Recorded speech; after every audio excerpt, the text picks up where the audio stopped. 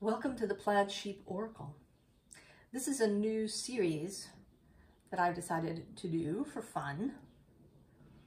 I laid out all the Major Arcana and I allowed them to pair off.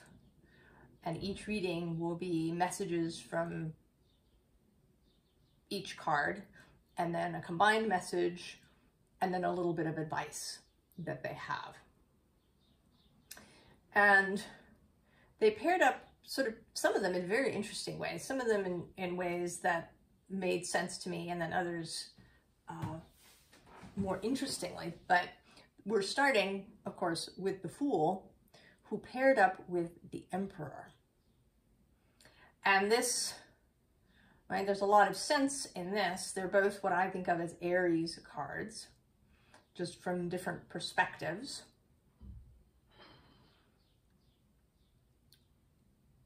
And they're both cards of action in that way. And in this particular deck, the Muse deck, and this isn't actually the deck that I used the Field Tarot to pair them up, but I want each reading to sort of start perhaps from a different deck.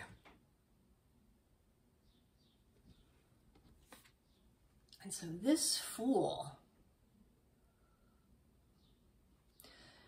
you know, and there is, right, it's sort of a cliff, but it's really just a gap,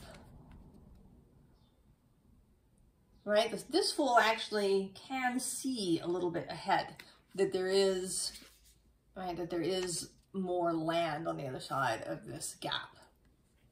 And there's also this image of the sun rising.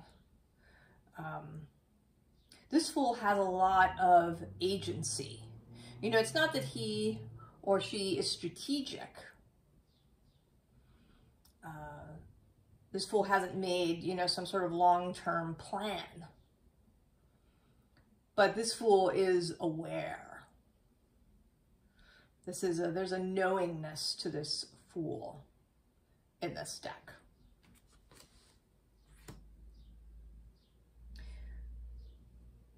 So the Fool begins with, the underlying is the Hermit with the Lantern. And at the bottom of the deck, and this is what I saw firstly,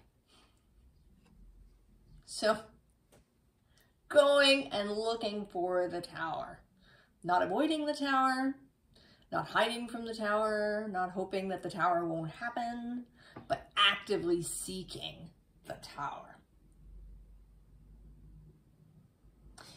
And kind of with an understanding both that the sun, right, clarity, knowing, understanding, and also the Magician, who is the next step after the Fool, lies, right, that this lies at the other side of the Tower. It lies in the experience of the Tower of change.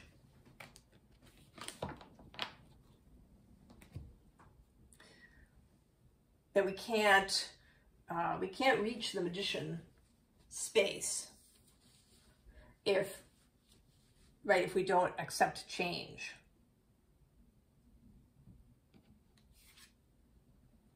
So then the Five of Cups, and this is an interesting Five of Cups because this person has turned away from all of them. She is not concerned that some of them are still upright.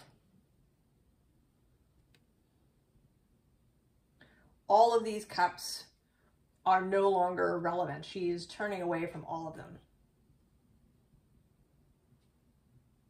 Both the ones that were spilled and the ones that were, you know, still upright. They may have been interesting experiences, useful experiences, enlightening, educating, fun even. But they are no longer really of strong interest. And then we get the Eight of Cups. And this is retreat, but, you know, we're going to ignore that. The way I see this card always is, right, these glasses as being like pins, and this moon being a bowling ball that will just knock all of these pins over. There's no interest in using what came before for the future.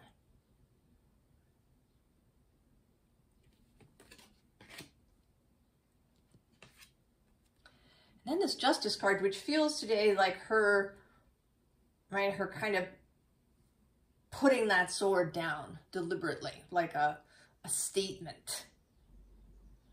Right? It made an audible sort of ding when she laid it on those stone steps.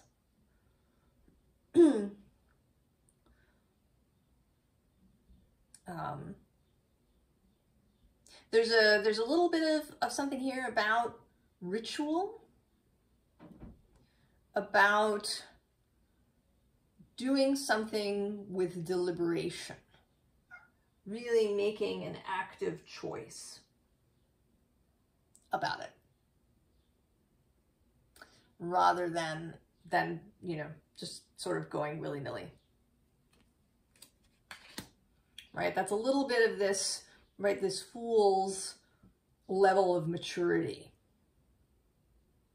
That there's a deliberation about setting out into the unknown. Right? And then the Ace of Wands, of course.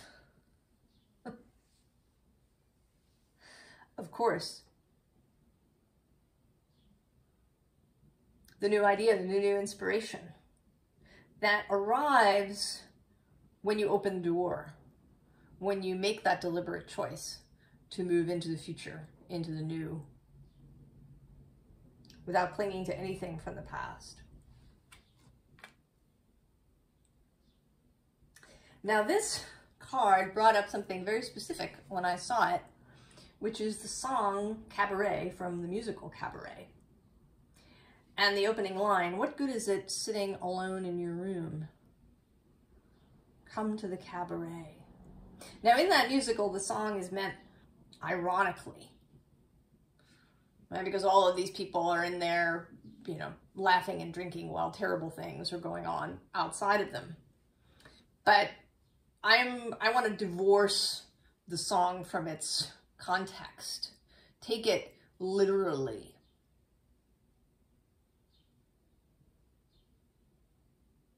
Right? Life is a cabaret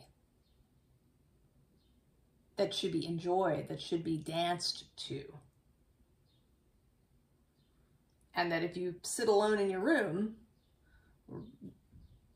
really or metaphorically, you're not, right, you're going to miss it. You're not going to have all the enjoyment that you can have. And also that the song is not about longevity, right? She talks about her friend Elsie who dies, and I think there's a kind of implication that Elsie has died young, you know, of drink and living too hard. But that she really enjoyed her life, that she had fun, to have fun in life. And right below this card is this card, which feels, right, like the star. Heading out the door to the star.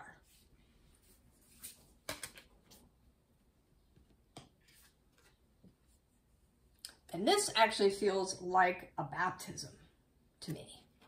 Although that's, right, that sort of fabric that's draped around her, it seems to me like water, like she is just, like she's immersed herself and she is risen out of the water, and now it's sort of pouring off of her.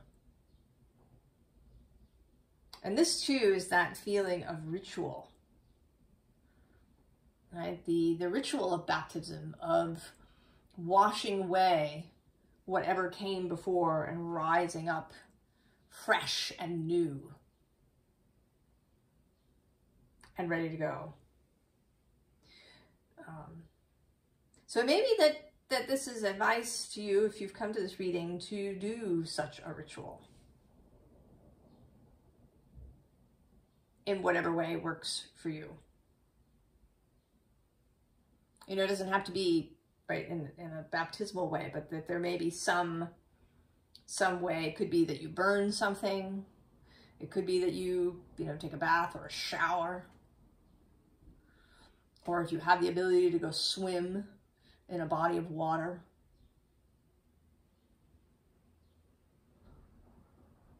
Or get some help and have somebody hose you down in your yard.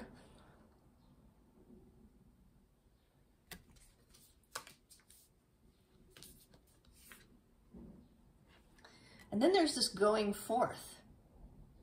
And there's a second person here. So the Fool is not interested in being alone on this journey. It is a private thing in some ways, because we're all here as individuals. Our experience is ours. So we are alone in that way. But for the Fool's journey to be satisfying, it wants to be shared in some way. And this might be with a romantic partner or with a friend, right? A traveling companion.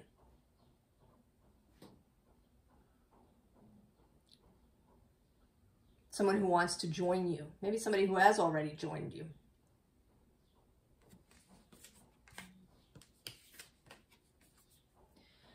And then the sense of looking outward into the whole sky.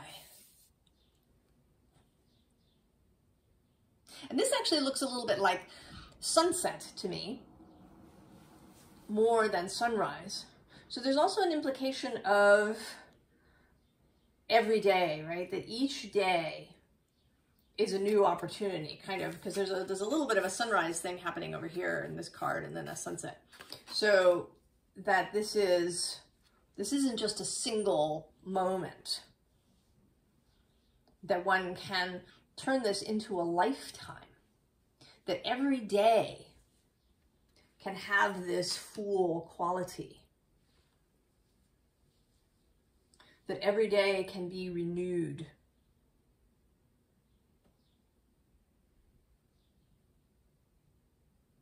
that every day is a new opportunity to begin again.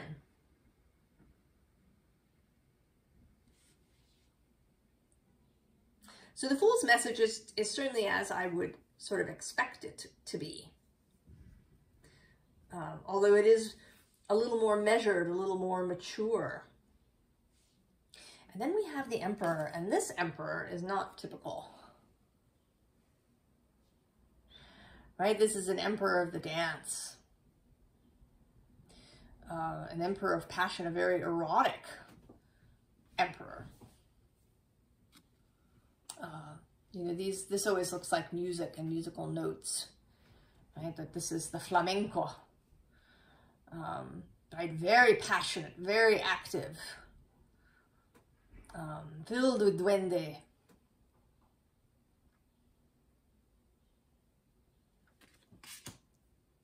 And I was interested that the first deck that wanted to come out was the Rose Oracle. Sort of, again, unexpected for the Emperor, but... And the first thing is very interesting. Trust the seasons. Embracing change, cycles of life, transition, growth. And this is another place where the Fool and the Emperor have similar energy. The Emperor is always prepared, right, for the new. He has that Aries energy of the ability to always step into change. And one sees this dancer as able to shift and move as the music changes, to do an improvised dance rather than something choreographed. You know, a spontaneous flamenco. You know, one can see, right, she was maybe sitting in a cafe and at the cabaret, perhaps, and somebody, you know, began to play the guitar, and she just rose spontaneously to dance. Below that, we have the Temple of the Rose. Ancient Power, Expression, Activation. Scarlet Codes.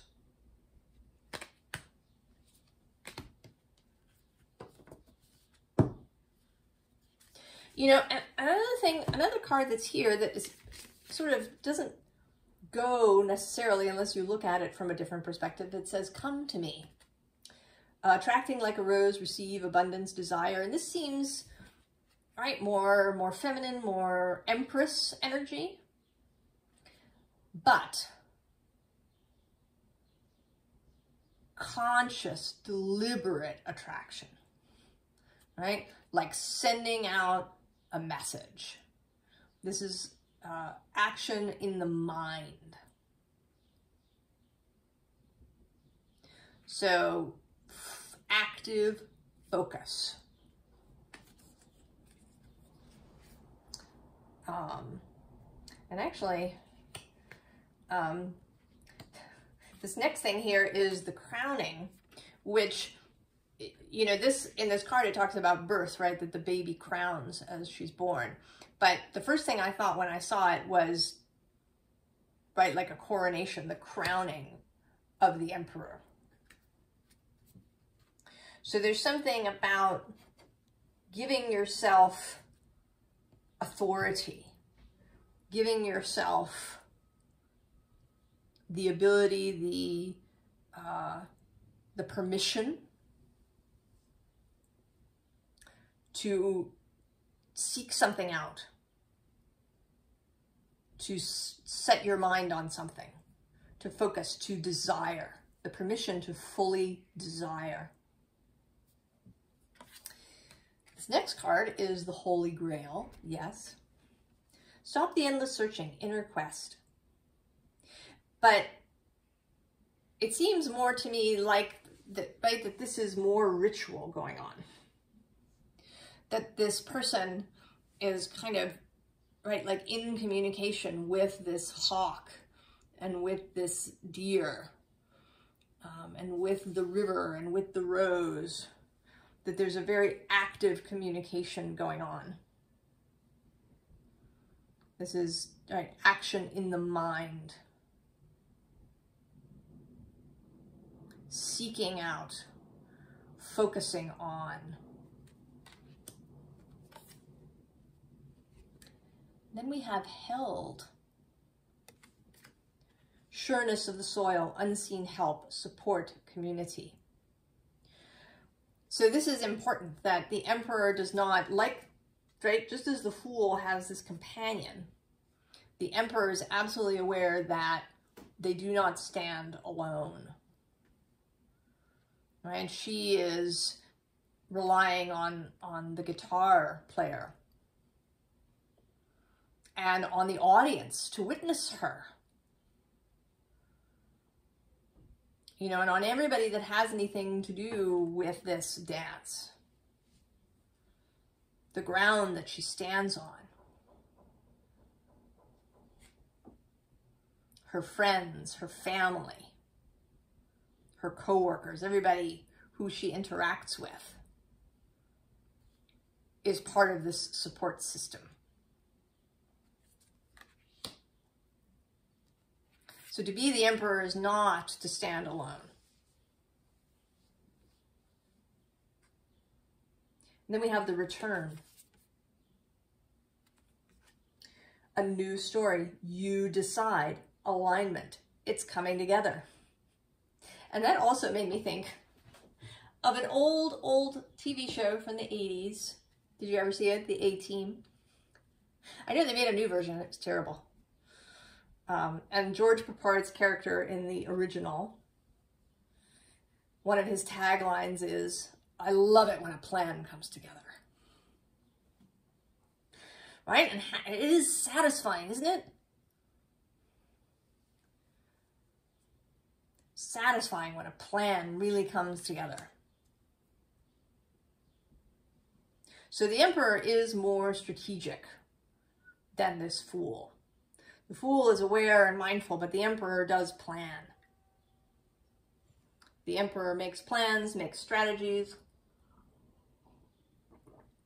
actively seeks things out, makes actual active choices rather than necessarily, you know, allowing the current to carry him.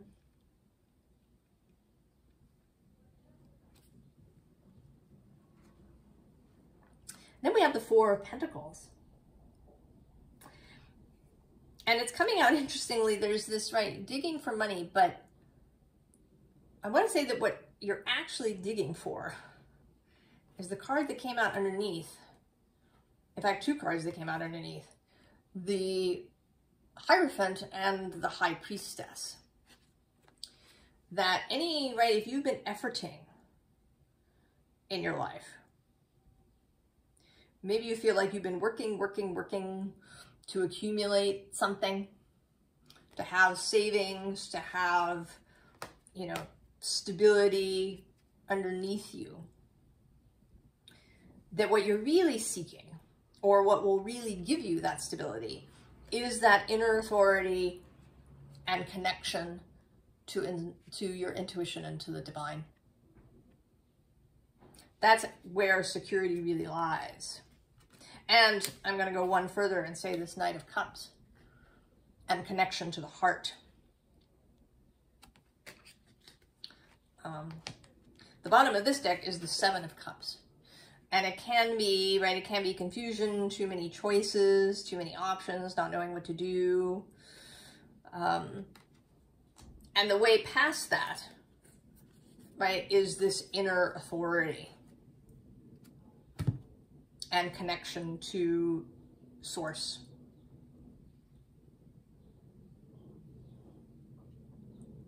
All right, that brings us to the world.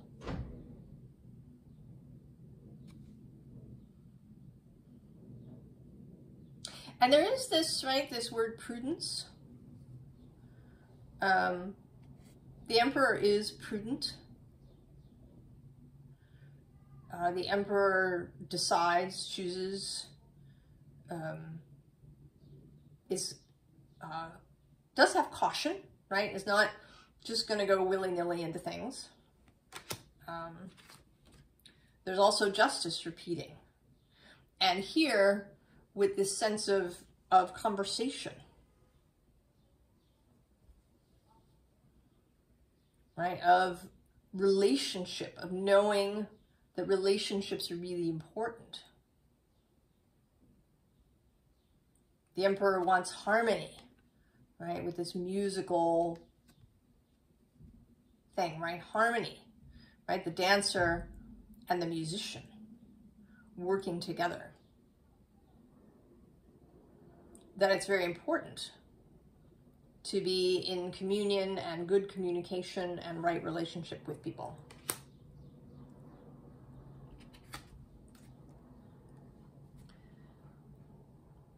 And then that this light, this sunlight, again, the sun, showing up, and here showing up very much, right, as mental clarity, right, with logos and reason, and Apollo as the god of the sun and a god of prophecy, right? The oracle at Delphi, who, right, which held the Sibyl, was Apollo's temple, Apollo's oracle at Delphi. So this is available to you, and this wants to be cultivated, nurtured, used on a daily basis, actively.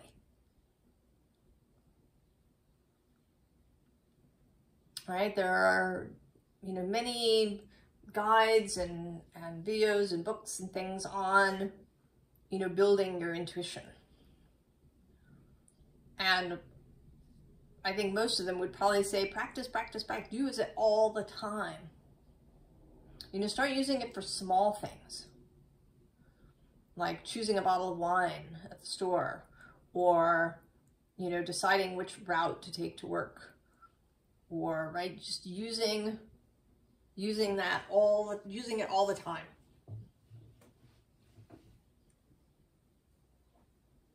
And then it can help you, right, to actively choose.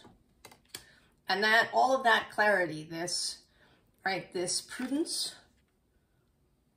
reason, the ability to think, to strategize, right? The ability to have good relationships, to ask for help, to delegate,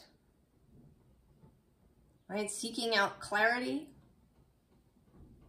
All of that will help you if you are in this position.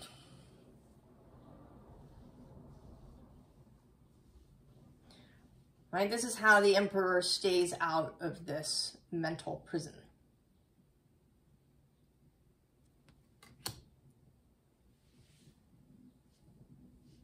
So, what do they have to say together in combination?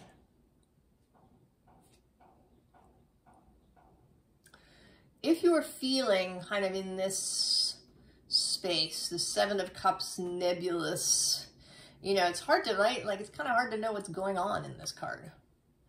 It's all foggy, you know, is she holding something in her hand? We don't know. There seems to be a little bit of a path under her, but it's all nebulous.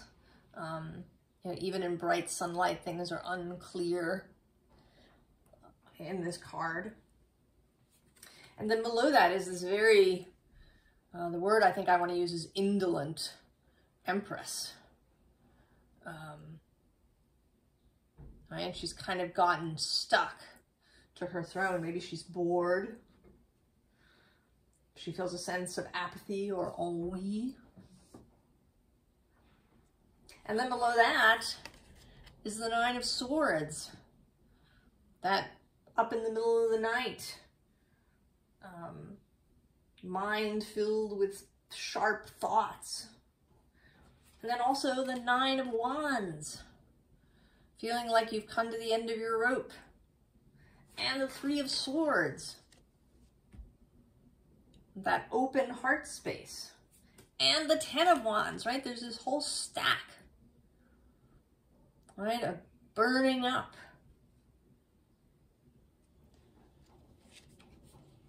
That if you're feeling these things, any of these things, anything from heartbreak and, you know, real grief to boredom to confusion.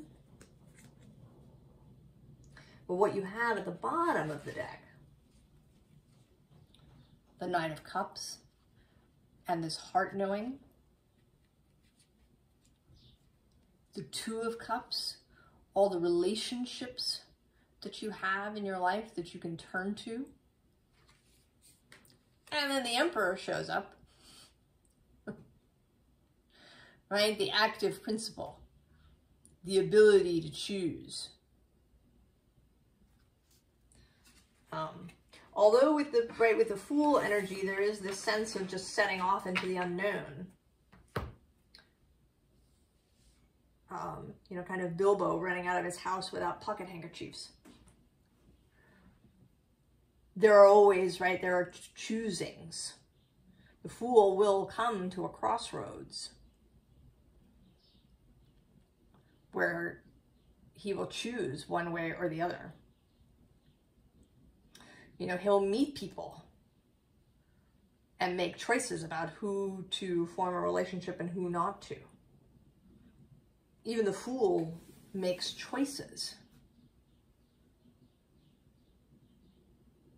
He's just a little bit more kind of in the moment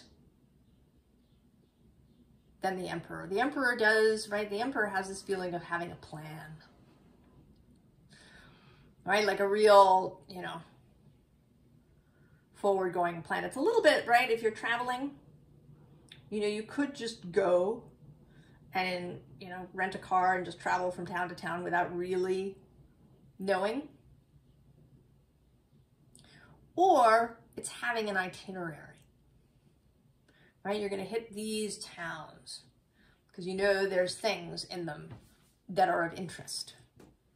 But in neither case are you going to be rigid. The Emperor is not rigid. The Emperor will make a different choice. Maybe, you know, switch towns or do the towns in possibly a different order. Or once he's in a town, he may you know, have time for just exploring, going off and seeing things that were not on the itinerary.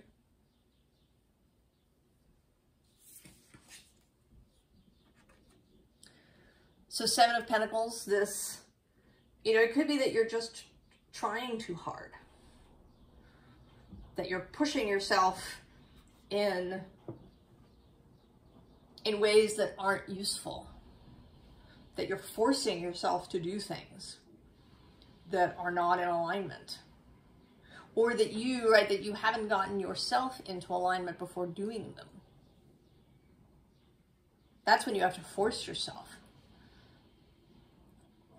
Right? Even something as mundane as, you know, cleaning the bathroom goes better if you can kind of get yourself into alignment with it first, than if you force yourself to do it. And I think you may have been forcing yourself to do things. And then the Eight of Swords, you know, then getting up into your head about it.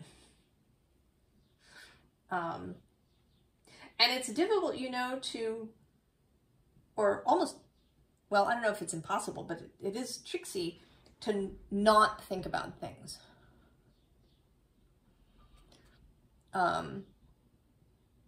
You know, if you had some bad experience, to not think about that thing. It's like not thinking about pink elephants. It's, right, it's there. And you can get caught up in that. The way out is to focus on other things. Right? The Six of Swords, the mental pivot. To think about something else.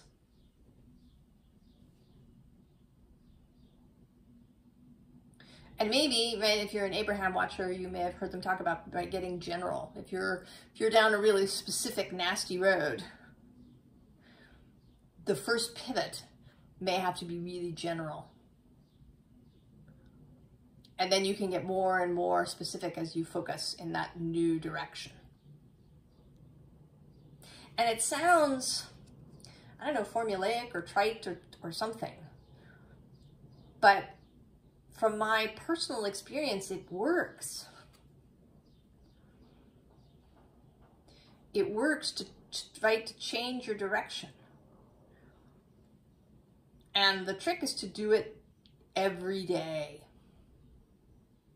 To do it every day.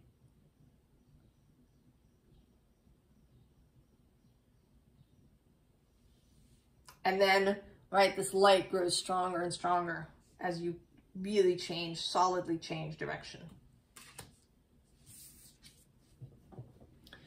And then there is embracing the unknown.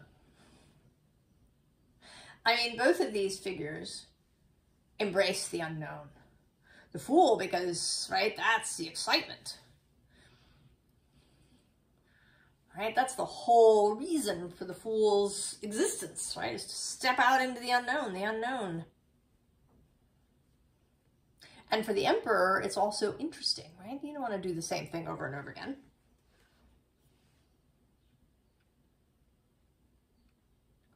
You want to have new challenges. And you can plan those challenges. Right? Like you go to a whole new country. And you give yourself the support system of that itinerary, right? You have a plan, you know, right? You've packed well.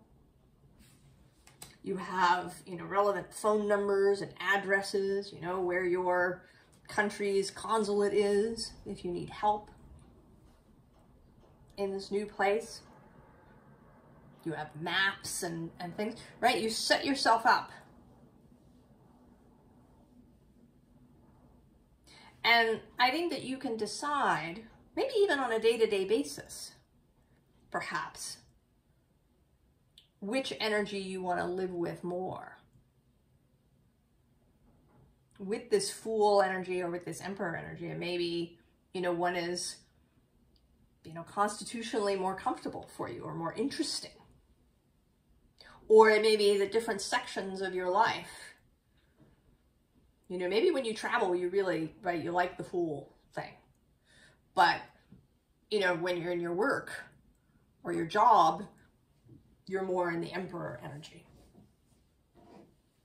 So the advice, and we've actually had a little bit here in this combined message,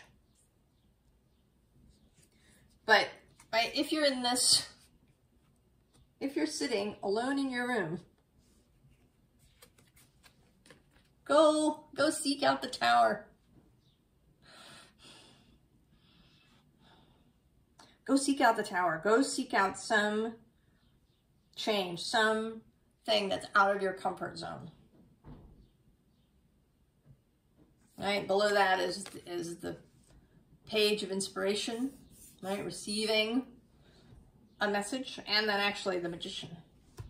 Oh, and then I just saw the Seven of Inspiration, right? The opening, right? We go from this to this.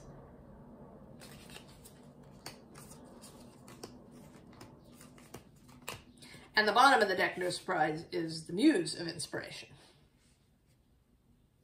So seeking out something new, something interesting, something you haven't done before.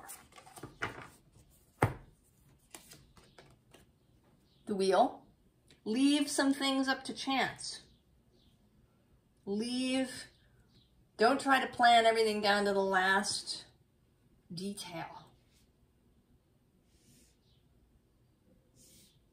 Allow the universe its play. Allow the energies. 10 of Voices. Get comfortable with high sensation.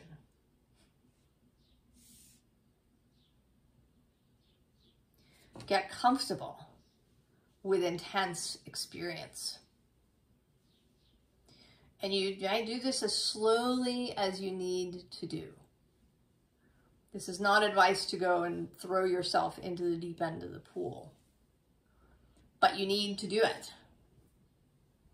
As slow as you need to, but increase your ability to hold high sensation. To really allow feelings to be in your body without running away or finding, you know, something to distract yourself.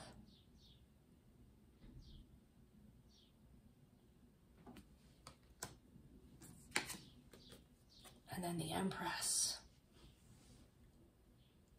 And this Empress, right? No. Remember who you are.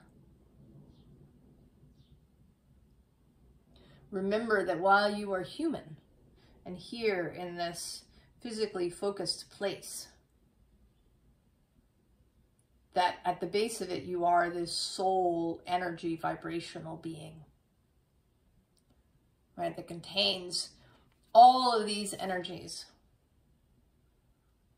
right? Astrologically, we have all of these energies, the whole zodiac, all the planets, all the asteroids, everything, all of it is part of us. We are cosmic beings. I mean, even this physical form is cosmic, as the planets are. Remember that. Hold that. Remind yourself also on a daily basis.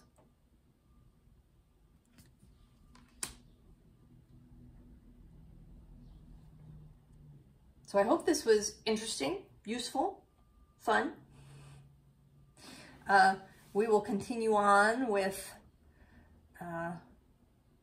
probably the Magician's pairing, but we'll see what wants to be read next. And I'm going to intersperse them with the astrological zodiac readings. So I wish you the very best, and I will see you next time. So long.